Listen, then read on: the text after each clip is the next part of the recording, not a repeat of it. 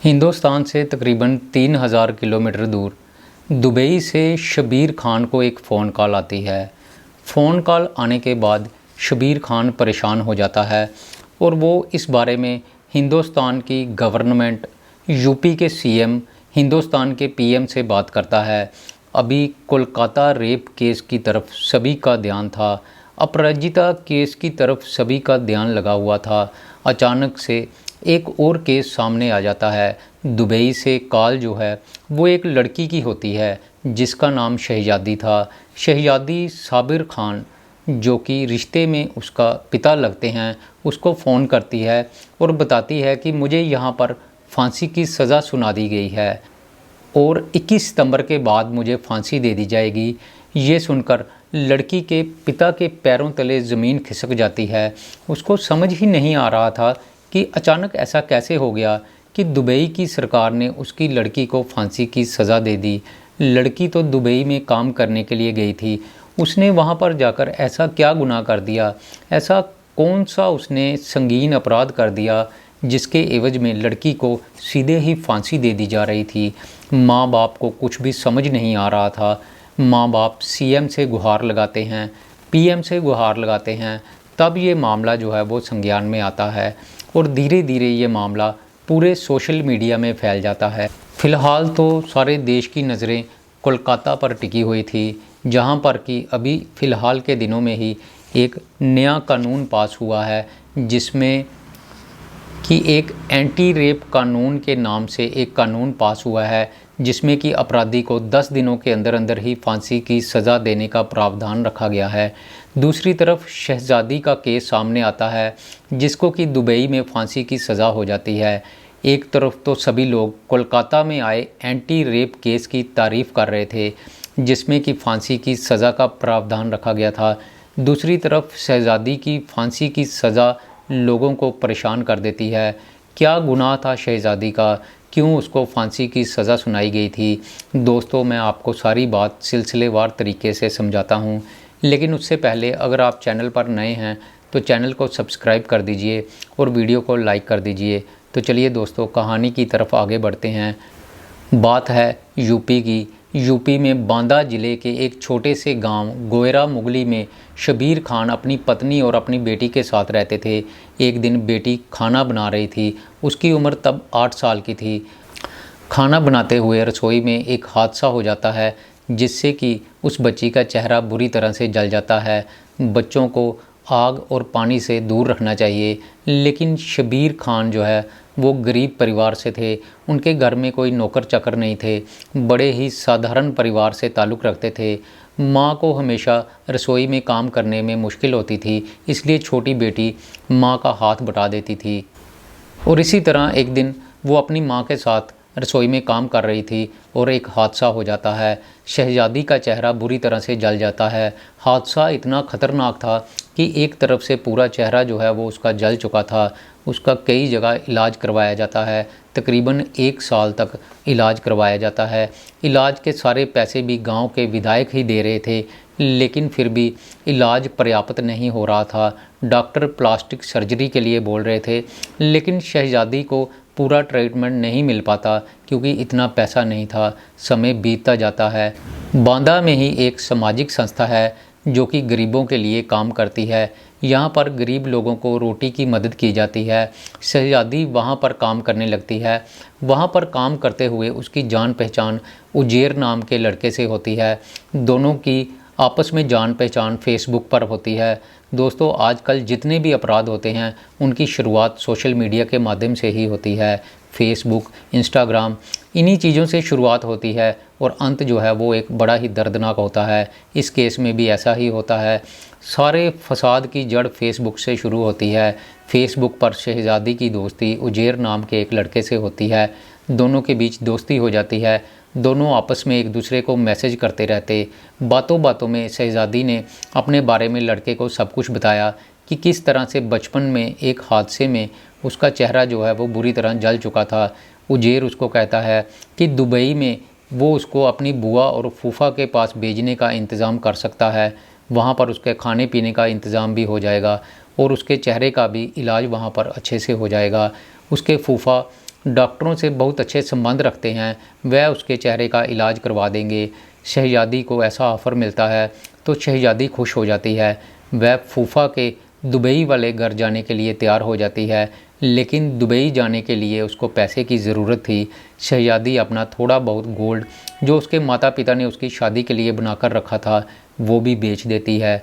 19 दिसंबर 2021 को दुबई की फ़्लाइट में बैठकर वो उजेर के बुआ और फूफा के पास चली जाती है। दुबई में उजेर के फूफा और बुआ उसको रिसीव करने आते हैं। शहज़ादी को लग रहा था कि अब उसकी ज़िंदगी बहुत अच्छे से बीतेगी, लेकिन उसको नहीं पता था कि आने वाला समय उसके लिए काफ़ी मुश्किलों भरा रहने वाला था।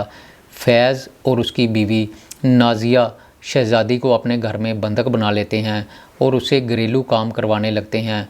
उसको नौकरानी की तरह रखा जाने लगता है। दरअसल सौदा ही कुछ ऐसा हुआ था। दुबई में घर में काम करने वाली नौकरानियां मिलनी बहुत मुश्किल होती हैं, इसलिए फैज़ और नाज़िया ने उजेर को उनके पास कोई काम करने के लिए लड़की भेजने के लिए बोला था। तभी उजेर ने शहज़ादी को धोखे से अपनी बुआ और फूफा के पास भेज दिया और इसके बदले में उसने अपनी बुआ और फूफा से तकरीबन 1.5 लाख रुपया लिया था। अब शहज़ादी को घर में बंधक बना लिया गया था। उसका पासपोर्ट, उसका वीज़ा और उसके सारे डॉक्यूमेंट्स उजेर की बुआ और उसके फूफा ने अपने पास रख लिए थे। जिस घर में शहज़ादी रहती थी वहाँ पर एक और परिवार भी रहता था। उनका 4 महीने का बच्चा था। पति पत्नी दोनों अक्सर काम पर चले जाते। बच्चा शहज़ादी के पास ही रहता था। शहज़ादी घर का काम भी करती और बच्चे की परवरिश भी करती थी। शहज़ादी ही बच्चे का सारा ख्याल रखती थी। बच्चे को नहलाना, धुलाना, खाना खिलाना, यहाँ तक कि उसको डॉक्टर के पास लेकर जाने का जिम्मा भी शहज़ादी का ही था। एक दिन बच्चे को वैक्सीन लगनी थी, लेकिन उसकी माँ घर पर नहीं थी। माँ ने फ़ोन करके शहज़ादी को कहा कि तुम बच्चे को वैक्सीन का इंजेक्शन लगवा लेना। शहज़ादी डॉक्टर के पास जाती है और उस बच्चे को इंजेक्शन लगवा देती है, लेकिन उसके बाद अचानक से बच्चे की तबीयत बिगड़ने लगती है। थोड़ी देर बाद ही वो बच्चा दम तोड़ देता है। बच्चे के माँ बाप डॉक्टर या हॉस्पिटल पर किसी भी तरह का ब्लेम नहीं लगाते, बल्कि इस सारे केस का कसूरवार शहज़ादी को ही ठहरा दिया जाता है और बच्चे की मौत का जिम्मेदार शहज़ादी को ठहराते हुए बच्चे के माँ बाप पुलिस में शहज़ादी के खिलाफ़ रिपोर्ट दर्ज करवा देते हैं। यहाँ पर एक बात बड़ी हैरानीजनक थी कि जिन डॉक्टरों ने उस बच्ची को इंजेक्शन लगवाया उनके खिलाफ़ कोई भी रिपोर्ट दर्ज नहीं करवाई गई थी। बच्चे का अंतिम संस्कार कर दिया जाता है, लेकिन उसका पोस्टमार्टम भी नहीं करवाया जाता। सीधा सीधा शहज़ादी को ही उसकी मौत के लिए दोषी ठहरा दिया जाता है। अदालत में जब केस की सुनवाई होती है तो अदालत फ़ौरन से शहज़ादी को कसूरवार मानते हुए फांसी की सज़ा का हुक्म सुना देती है, क्योंकि बच्चे के माँ बाप ने कुछ सबूत ही ऐसे पेश कर दिए थे। दरअसल बच्चे के माँ बाप ने शहज़ादी को टॉर्चर करके पहले ही एक वीडियो तैयार करवा ली थी, जिसमें कि शहज़ादी अपने मुंह से अपना गुनाह कबूल करती है और कहती है कि मेरी वजह से ही उस बच्चे की मौत हुई थी। कई तरह के डॉक्यूमेंट पर उससे पहले ही साइन करवा लिए गए थे और वो सारे डॉक्यूमेंट और शहज़ादी के कबूलनामे की वीडियो जैसे ही कोर्ट में दिखाई जाती है, आनन फानन में शहज़ादी को मौत की सज़ा सुना दी जाती है। शबीर खान पीएम मोदी, सीएम योगी से अपनी बेटी को बचा लेने की फरियाद करते हैं। शहज़ादी के माता पिता दिल्ली विदेश मंत्रालय भी जाते हैं और उनसे भी अपनी बेटी की जान बचाने की गुहार लगाते हैं। विदेश मंत्रालय उनको मदद का भरोसा देता है। शहज़ादी के घर वाले उजेर और उसके रिश्तेदारों पर मुकदमा दर्ज करवाते हैं कि उन्होंने गलत तरीके से उनकी बेटी को मानव तस्करी के ज़रिए दुबई भेजा था और वहां पर उसकी ज़िंदगी खतरे में पड़ गई है। ये सारा किया धरा उजेर का ही है। विदेश मंत्रालय ने भी शहज़ादी के माता पिता को भरोसा दिलवाया कि वो इस केस में उनकी मदद ज़रूर करेंगे। कुछ दिन पहले 10 लोगों को फांसी की सज़ा सुनाई गई थी, लेकिन विदेश मंत्रालय के हस्तक्षेप के बाद उनकी सज़ा जो है वो माफ़ कर दी गई थी। परिवार वालों को अब सरकार से उम्मीद है, उनको लगता है कि उनकी बेटी की फांसी की सज़ा को रद्द करवाने में सरकार सहयोग दे सकती है। तो दोस्तों, मैं यहाँ पर यही कहना चाहूँगा कि आजकल बाहर जाने के लिए लोग इतने उतावले हो जाते हैं कि वो सही गलत का चुनाव ही नहीं कर पाते। उनको पता ही नहीं चलता कि जिस एजेंट के थ्रू वो बाहर जा रहे हैं वो सही है या गलत है। कई ऐसे केस आ रहे हैं जहाँ पर कि लोगों को गलत तरीके से बाहर भेज दिया जाता है और फिर उनके वहाँ पर जाकर उनकी ज़िंदगी जो है वो ख़तरे में पड़ जाती है। गैर कानूनी तरीके से बाहर जाने वाले लोगों को अक्सर पुलिस के द्वारा पकड़ लिया जाता है और जेल में डाल दिया जाता है, या फिर जिस कंपनी में वो काम करने के लिए जाते हैं उस कंपनी के मालिक उनके सारे डॉक्यूमेंट्स, उनके पासपोर्ट अपने पास रख लेते हैं और उनको गुलाम बनाकर रख लेते हैं। और ऐसा ही इस केस में भी होता है। उस बेचारी लड़की के साथ भी सेम इसी तरह का होता है, जो कि अपनी ज़िंदगी अच्छी बनाने के लिए बाहर जाती है। उसने कई तरह के सपने संजोए थे, लेकिन सब सपने धरे के धरे रह जाते हैं। महज कुछ पैसों के लालच में उसको गलत तरीके से दुबई भेज दिया जाता है और वहाँ पर नौकरानी बनाकर रख दिया जाता है। तो दोस्तों, आज की मेरी कहानी यहीं पर ख़त्म होती है। मैं फिर आऊँगा आपके लिए एक नई कहानी लेकर। तब तक के लिए नमस्कार, शुक्रिया।